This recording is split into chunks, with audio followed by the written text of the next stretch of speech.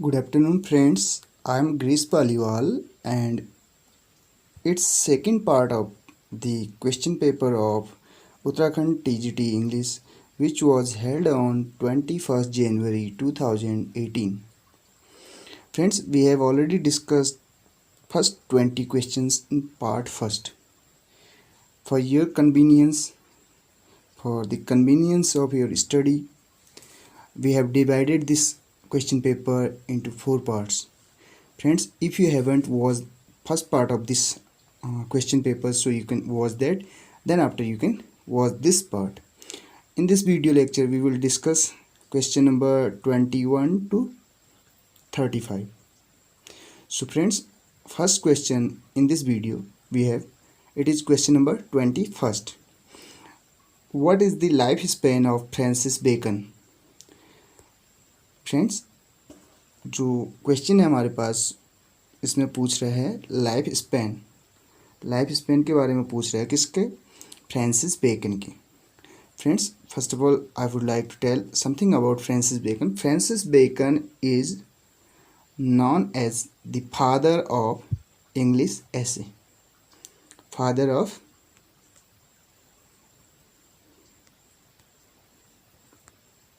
English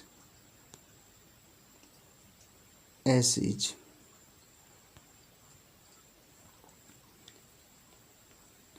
friends, जो Francis Bacon है इनको फादर ऑफ इंग्लिश एसेज के नाम से भी जाना जाता है. और जो इन्होंने जो ऐसे जो वर्ड था वो कहाँ से लिया था? एक फ्रेंच राइटर थे, मोंटेग. कौन थे? मोंटेग. MONTAIGN. ये मोंटेन जो थे फ्रेंच राइटर थे, तो इनका जो वर्क था ESSAI करके, SI करके, यहाँ से इन्होंने ये टर्म जो है ऐसे ये लिया था. तो जो मोंटेन है इनको क्या कहा जाता है? फादर ऑफ ऐसे कहा जाता है, फादर ऑफ ऐसे. और फादर ऑफ इंग्लिश एसेज किसे कहा जाता है? ये फ्रांसिस बेकन को कहा जाता है. इसके अतिरिक्त फ्रेंड्स यहीं पे एक क्वेश्चन और डिस्कस करना चाहेंगे हम. फादर ऑफ इंग्लिश ऐसे तो फ्रांसिस बेकन को कहा जाता है. फादर किसको कहा जाता है? Father of English essay Francis Bacon. और फादर ऑफ ऐसे मोंटेग्ने को. और इसके अलावा जो prince of English essays, prince किसे कहा जाता है? प्रिंस ऑफ इंग्लिश एसेज ये कहा जाता है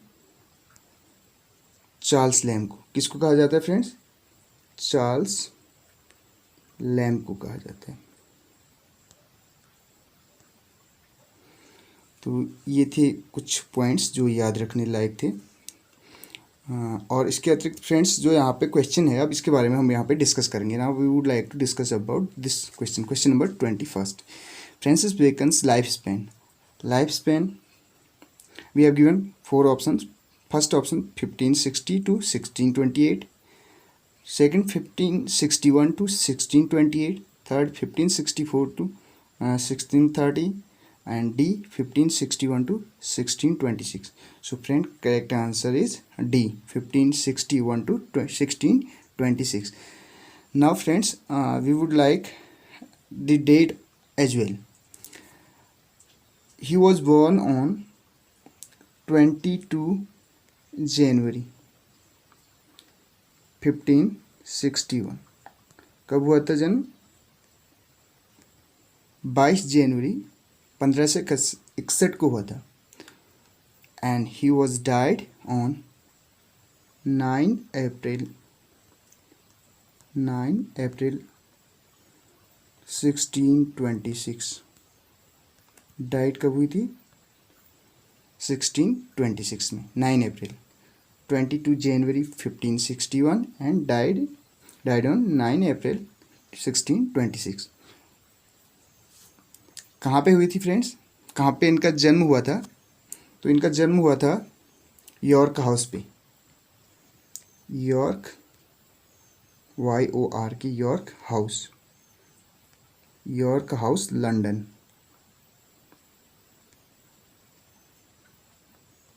यूके, यूनाइटेड किंगडम। इनका जन्म कहाँ हुआ था? यॉर्क हाउस में हुआ था, लंदन में, यूनाइटेड किंगडम में। ठीक है। तो कब हुआ था? 22 जनवरी 1561 को हुआ था, और इनकी मृत्यु हुई थी 9 अप्रैल, यानी कि 9 अप्रैल 1626 को। Now friends, move on to second question, question number 22। Whose wife and children were savagely slaughtered in the play Macbeth? अब किसकी वाइफ और बच्चे कह रहा है, सेवेजली स्लॉटर्ड थे कह रहा है, इन द प्ले, प्ले यानी कि मैकबेथ, मैकबेथ जो प्ले है इसमें। Friends, we know that Macbeth is one of 4 great tragedies of William Shakespeare. HOKM, it's short trick of 4 great tragedies: Hamlet, Othello, King Lear, Macbeth. Now we have given question, whose wife and children were savagely slaughtered in the play Macbeth? So friends, the correct answer of this question is Macduff's. Answer C. The answer of this question will be option C, Macduff. Now question number 23. Who paid homage to one of his contemporary poets in memory of W.B. Yeats? Friends, यहाँ पे जो है, जो in memory of W.B. Yeats है, तो ये किसकी death पे कह सकते हैं? ये जो है एलिजी लिखी गई है किसके द्वारा? Who paid homage to one of his contemporary, किसने होमेज दिया कह रहा है, यानी कि अपने कंटेम्प्रेरी, अपने समकालिक जो कवि थे उनको, किसमें? In memory of W.B. Yeats में। तो ये जो W.B. Yeats के लिए लिखी थी जो एलिजी, ये किसने लिखी थी? तो फ्रेंड्स, यहाँ पे जो इसका करेक्ट आंसर है, we have given 4 option: T.S. Eliot, W.H. Auden, Stephen Spender, none of the above. So friends, the correct answer of this question is Auden, W.H. Auden. Friends, यहाँ पे जब बात करें, ईट्स की लिखी थी किसने? ऑर्डन ने। और ऑर्डन की जब बात करें, ऑर्डन की किसने लिखी थी? स्टीफन स्पेंडर ने लिखी थी। ईट्स की डेथ पे किसने लिखी थी? ऑर्डन ने लिखी थी। और ऑर्डन की डेथ पे किसने लिखी थी? स्टीफन स्पेंडर ने लिखी थी। सो फ्रेंड्स, ये आप याद रखेंगे। अगला क्वेश्चन यहाँ पे जो हमें दिया गया है, question number 24। Correct meaning of the word altruist. Altruist की करेक्ट मीनिंग पूछे।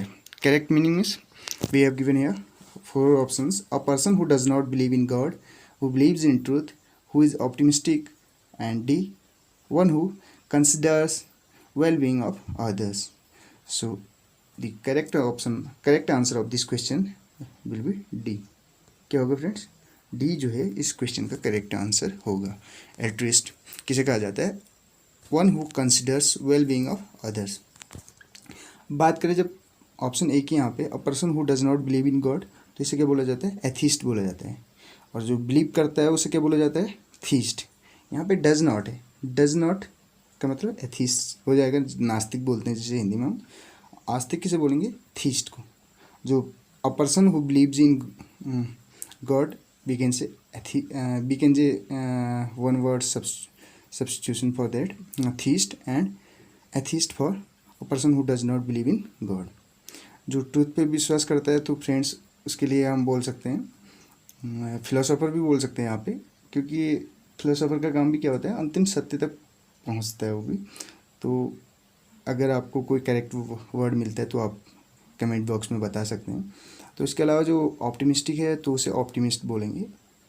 और डी का आंसर ऑलरेडी हम यहाँ पे बता चुके हैं, एल्ट्रिस्ट।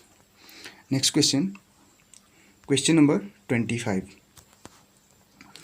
फ्रॉस्ट्स widely quoted poem mending wall. Mending wall जो फ्रॉस्ट की जो पोएम है बोल सकते हैं, वॉज पब्लिश्ड इन, वो किस में पब्लिश हुई थी? Friends, we have given 4 options, and these 4 options we can say are poetry collections of Robert Frost. Robert Frost was an American poet. Friends जो माउंटेन इंटरवल था ये 1916 में पब्लिश हो रखा था, बोल सकते हैं पोएट्री कलेक्शन था। और वॉइसविल 1913 में, नॉर्थ ऑफ बोस्टन 1914 में, न्यू हैम्पशायर 1923 में, और इसके लिए 1924 में पुलित्जर प्राइज़ भी मिला था। 4 टाइम पुलित्जर प्राइज़ भी इनको मिला है रॉबर्ट फ्रॉस्ट को। तो यहाँ पे जो करेक्ट आंसर है इस क्वेश्चन का, जो मेंडिंग वॉल है वो कौन से उसमें पोएट्री कलेक्शन में पब्लिश हो रखी है, तो किस में हो रखी है फ्रेंड्स, नॉर्थ ऑफ बॉस्टन में हो रखी है, जो कि 1914 में क्या हो रखी है, पब्लिश हो रखी है। Mending wall was published in north of Boston. तो इसके अलावा फ्रेंड्स ऑलरेडी हमने बता दिया, माउंटेन इंटरवल 1916, वॉइसविल 1913, न्यू हैम्पशायर 1923, और 4 टाइम पुलित्जर प्राइज इनको मिला हुआ है।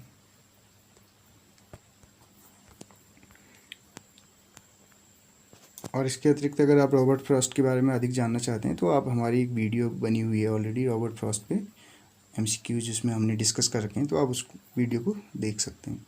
Question number 26, fill in the blanks, fill in the blank, a fire dot dot dot out in our street last night. अब जो इसमें हमें भरना है, 4 ऑप्शन हमें यहाँ पे दिए गए हैं। We have given 4 options and we are to fill correct. A fire dot dot dot out in our street last night. Friends इस टाइप के क्वेश्चन में हमें क्या देखना पड़ता है, कीवर्ड। ये लास्ट नाइट जो हमें यहाँ पे दिया गया, इसका मतलब किस में है, ये पास्ट की बात कर रहा है। तो यहाँ पे हमें ब्रेक है, ब्रेक जो है फर्स्ट फॉर्म होती है, सेकंड ब्रोक होती है, थर्ड ब्रेक, ब्रोक, ब्रोकन। तो ब्रोक दिया हुआ है हमें, इज ब्रेकिंग दे रखा है, none of these. Friends is break है, is breaking, sorry is breaking तो प्रेजेंट कंटिन्यूस में आ जाएगा, तो ये तो यहाँ पे नहीं होगा। अब ब्रेक की बात करें तो प्रेजेंट इंडेफिनिट प्लूरल सब्जेक्ट के साथ यूज होता है फर्स्ट फॉर्म में। तो ब्रोक जो है पास्ट इंडेफिनिट में यूज होती है सेकंड फॉर्म में।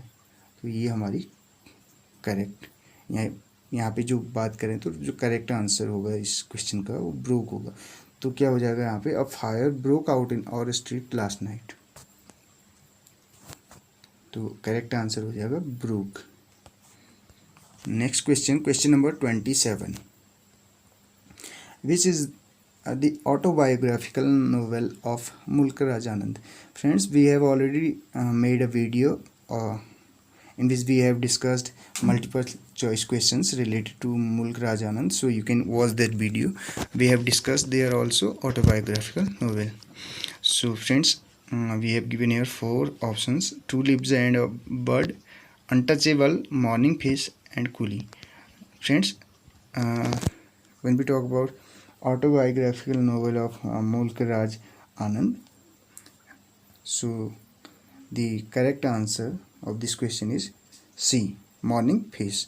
Morning Fish is an autobiographical novel of Mulk Raj Anand. It was published in 1968 and it was the second part of the 7 volumes of The 7 Ages of Man.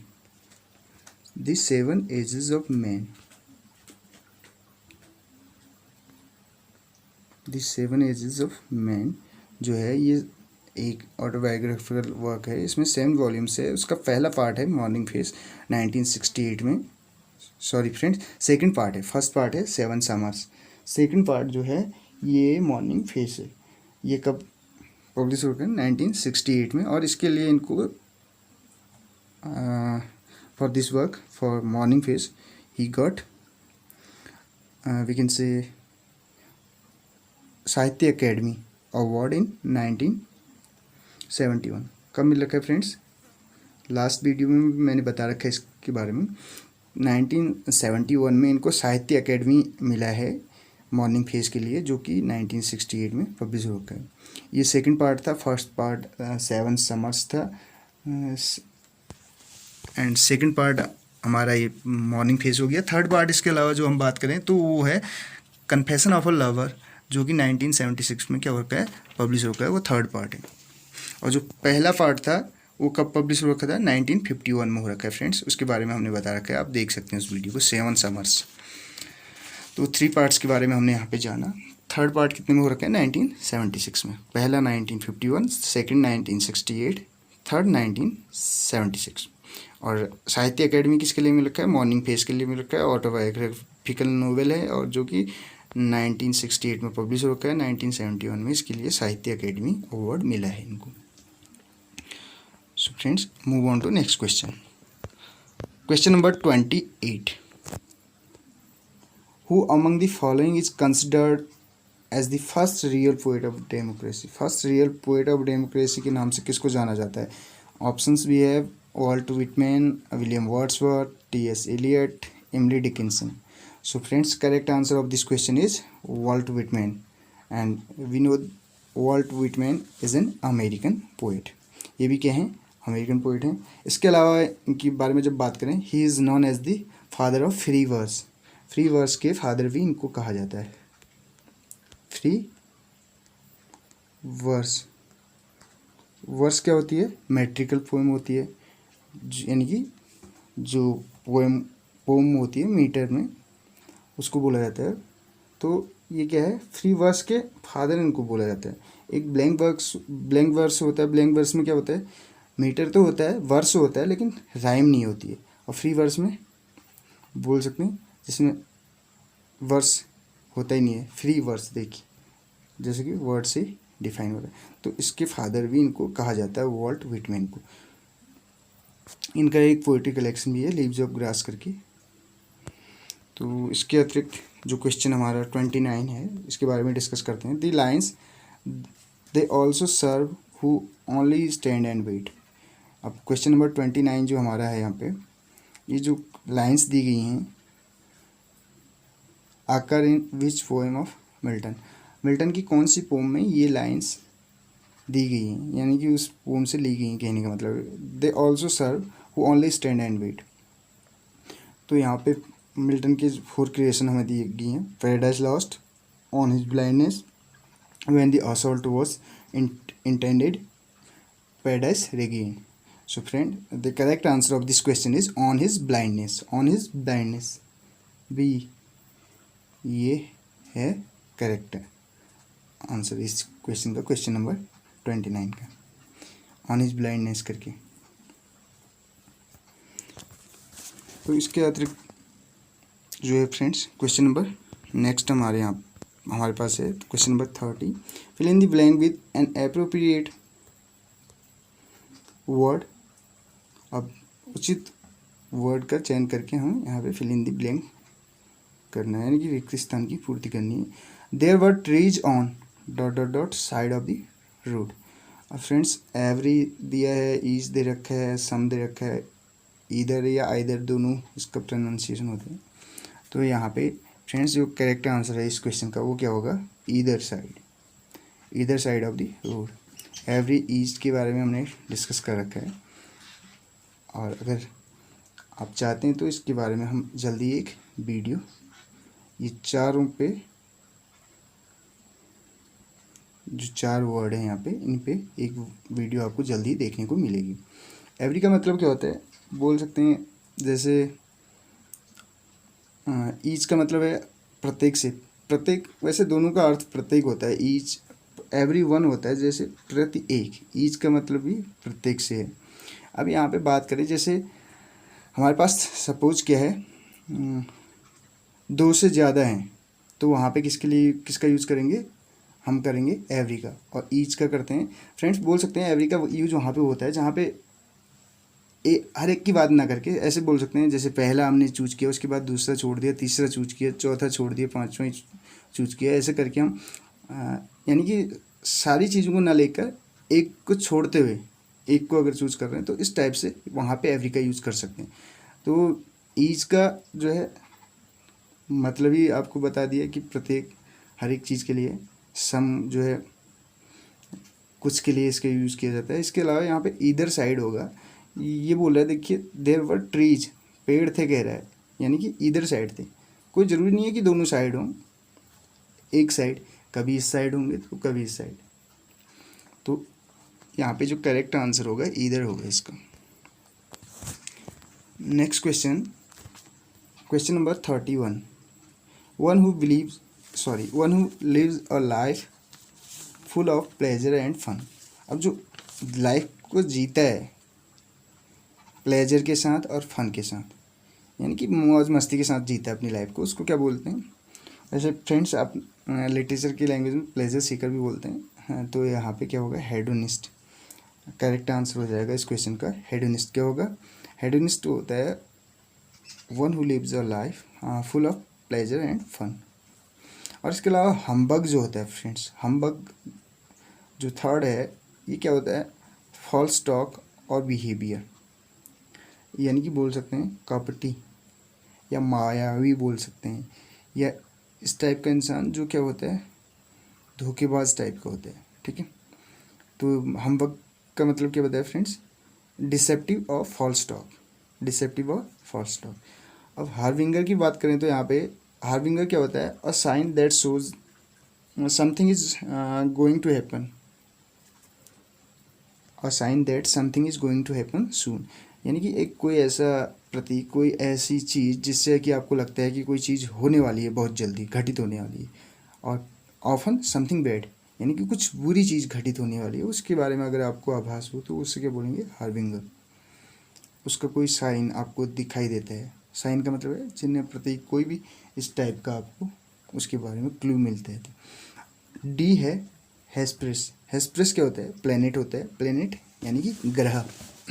तो इसमें जैसे कि क्या? Venus, शुक्र, उसको बोला जाता है प्लेनेट में Hesperus. Question number 32। Which novel of Mulk Raj Anand is known as character novel. अब कैरेक्टर नोवेल के नाम से मुल्क राज आनंद का कौन सा नोवेल जाना जाता है? फ्रेंड्स, जो अनटचेबल है ये मुल्क राज आनंद के हैं, 4 के 4 जो यहाँ पे दे रखे हैं। तो इसमें से अब कैरेक्टर नोवेल के बारे में बात कर रहे हैं, तो कैरेक्टर नोवेल कौन सा है फ्रेंड्स? तो ये कैरेक्टर नोवेल है कुली। कौन सा है फ्रेंड्स?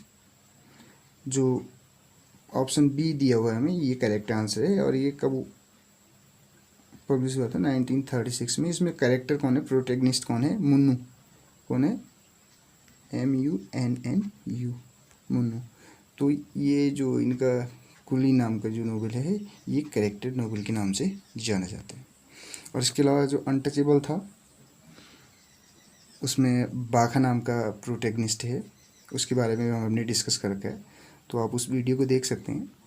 इम्पोर्टेंट क्वेश्चंस उसमें हमने डिस्कस कर रखे हैं, तो आपके लिए वो फ़ायदेमंद हो सकता है उसको देखना। तो question number 33। Fill in the blank with a suitable verb. और यहाँ पे भी रिक्त स्थान भरने, ग्रामर का क्वेश्चन है, ग्रामर से लिया गया। Mister Anurag speaks as if. Mister Anurag speaks as if. As if word जो है इसको बोलते हैं मानो। इसकी मीनिंग क्या होती है? मानो, मानो ऐसे एक्टिंग करता है या ऐसे बातें करता है कि जैसे वो ही बोल सकते हैं प्राइम मिनिस्टर हो। तो यहाँ पे Mister Anurag speaks as he dot dot dot the prime minister. Friends, तो ये इमेजिनेशन पे बेस्ड होते हैं। मिस्टर अनुराग बोल सकते हैं कि ऐसे बात करता है, स्पीक्स ऐसे बोलता है जैसे कि क्या हो, या मिस्टर अनुराग ऐसे बात करता है मानो कि वो क्या हो, ही वो जो है प्राइम मिनिस्टर हो। तो प्राइम मिनिस्टर हो। अब यहाँ पे हम ऐसा नहीं कि स्पीक से तो इज लगा देंगे तो वो इनकरेक्ट हो जाएगा। तो ये इस टाइप के क्वेश्चन में क्या लगेगा? वर लगेगा। Mister Anurag speaks as if he were the prime minister of India. ऐसे बात करता है जैसे कि वो प्राइम मिनिस्टर हो, कहाँ का? इंडिया का। ऐसे बोलता है मानो वही क्या हो, प्राइम मिनिस्टर हो। ही वर आएगा। तो इमेजिनेशन पे बेस्ड इस टाइप के क्वेश्चन, जैसे कास्ट से रिलेटेड भी जो मैंने वीडियोस बना रखी हैं उनको आप वॉच कर सकते हैं, तो आपको वहाँ से थोड़ा बहुत हिंट मिल जाएगा। इस टाइप के क्वेश्चंस को आप इजीली सॉल्व कर सकते हैं। एज इफ, एज इफ जहाँ पे भी आपको दिया होगा तो वहाँ पे आप ऐसा नहीं कि सिंगुलर है तो वॉज लगा देंगे, तो वहाँ पे आपका वर ही लगेगा। He were the prime minister of India. Next question, मानो के सेंस में यूज होता है, जैसे कि मानो वो अपने आप को प्रधानमंत्री मानता है, ऐसे बात करते हैं जैसे कि वही प्रधानमंत्री हो कहने का मतलब है। Question number 34, the guide was published in, guide जो है फ्रेंड्स जो वर्क है ये किसका है, आर के नारायण का है। किसका है, आर के नारायण का है। ट्री ऑफ इंडियन नोवेलिस्ट के बारे में मैंने आपको बताया था। तो इनका जो गाइड है, यानी कि इसमें जो प्रोटेगनिस्ट है राजू नाम का लड़का है गाइड, और ये पब्लिश हो रखा है 1958 में हो रखा है, और इसके लिए साहित्य अकेडमी इनको मिला है 1960 में। और इसके अलावा जो मॉर्निंग फेस्ट जो अभी हमने बात की थी उसके लिए कब मिला था उनको, मुल्कराज आनंद को, वो मिला था 1971 में, 68 में पब्लिश हो रखा था, 71 में उनको मिला है उसके लिए। तो यहाँ पे जो करेक्ट आंसर है, गाइड पब्लिश कब हो रखा है 1958 में, और साहित्य अकेडमी कब मिला है इसके लिए, 1960 में इनको साहित्य अकेडमी अवार्ड मिला है इसके लिए। फ्रेंड्स लास्ट क्वेश्चन फिर से ग्रामर से रिलेटेड है, रीडिंग वर्ड है यहाँ पे, underline word, is his favourite passion, reading उसका फेवरेट पैसन है। The underline word here acts as, जो अंडरलाइन वर्ड है यहाँ पे कार्य करता है, किसकी तरह कार्य करता है, यहाँ पे जो अंडरलाइन वर्ड है किसकी तरह कार्य कर रहा है फ्रेंड्स, तो मेन तो हम यहाँ पे जानते हैं सब्जेक्ट की तरह काम कर रहा है। किसकी तरह कर रहा है, सब्जेक्ट किसकी बात, क्योंकि हेल्पिंग वर्ब दे रखी है। अब फ्रेंड्स देखिए जो रीड है होने को तो किस रूप में दिखाई दे रहा है, देखने में वो बोल सकते हैं वर्ब दिखाई दे रहा है, और काम कर रहा है सब्जेक्ट का, तो ये किसका काम कर रहा है, यहाँ पे नाउन का काम कर रहा है। तो नाउन तो है और किस फॉर्म में है, वर्ब की, तो वर्बियल नाउन, क्या बोलेंगे इसको, वर्बियल नाउन। जो वर्बियल नाउन होता है उसको हम बोलते हैं फ्रेंड्स, क्या बोलते हैं, उसको हम बोलते हैं जेरंड। क्या बोलते हैं, जेरंड। जेरंड को हिंदी में बोलते हैं क्रियार्थक संज्ञा, क्रिया का अर्थ देने वाली संज्ञा, क्रियार्थक संज्ञा बोलते हैं। कौन है फ्रेंड्स, क्रियार्थक संज्ञा बोलते हैं, यानी कि क्रिया का अर्थ जो संज्ञा देती है उसे क्या बोलते हैं, क्रियार्थक संज्ञा बोलते हैं। जेरंड यानी कि ये नाउन की तरह काम करता है, जैसे doing exercise is my habit, या ऐसे कुछ भी आप कोई भी सेंटेंस बना सकते हैं। तो आईएनजी फॉर्म होगा, वर्ब की जो आईएनजी फॉर्म है वो किसकी तरह जब काम करे, नाउन की तरह काम करे, तो जेरंड कहते हैं। Past participle, present participle, infinitive के बारे में मैंने ऑलरेडी बता रखा है। इन्फिनेटिव होता है 2 + B1, 2 + V1 होता है वर्ब की फर्स्ट फॉर्म, अगर आपको कहीं पे दी हो, हिंदी में पहचान होती है नहाने नहीं, तो वो इन्फिनेटिव होता है। और ये जो पार्टिसिपल है और जेरंड है, ये किसके पार्ट होते हैं फ्रेंड्स, नॉन फाइनाइट वर्ब के पार्ट हैं। और फाइनाइट और नॉन फाइनाइट वर्ब पे ऑलरेडी हमने एक वीडियो बना रखा है, तो आप उसे देख सकते हैं, जिसमें आपको बड़ी आसानी से इन चीज़ों को समझाया गया है, तो आप उस वीडियो को वॉच कर सकते हैं। अगर आप देखना चाहते हैं तो हम इसके डिस्क्रिप्शन बॉक्स में वहाँ पे लिंक छोड़ सकते हैं उन वीडियोज़ का, तो आप देख सकते हैं आसानी से। सो फ्रेंड्स इस वीडियो में इतना ही, अगली वीडियो में हम डिस्कस करेंगे अगले 15 क्वेश्चंस को, और लास्ट वीडियो जो होगी उसमें 20 क्वेश्चंस डिस्कस करेंगे। और फ्रेंड्स जो यहाँ पे जो हम जो पेपर सॉल्व कर रहे हैं इसमें इंग्लिश लिटरेचर का ही जो पोर्शन है, इंग्लिश लिटरेचर बोल सकते हैं, इंग्लिश सब्जेक्ट का जो पोर्शन है वही डिस्कस कर रहे हैं। पेडागोजी वाला पोर्शन हम दूसरी वीडियो में डिस्कस कर लेंगे उसको। ठीक है फ्रेंड्स, अगर आपको वीडियो अच्छी लगती है तो लाइक कमेंट कीजिएगा। अगर आप चैनल पे नए हैं तो चैनल को सब्सक्राइब कर दीजिएगा friends. Thank you so much friend for watching.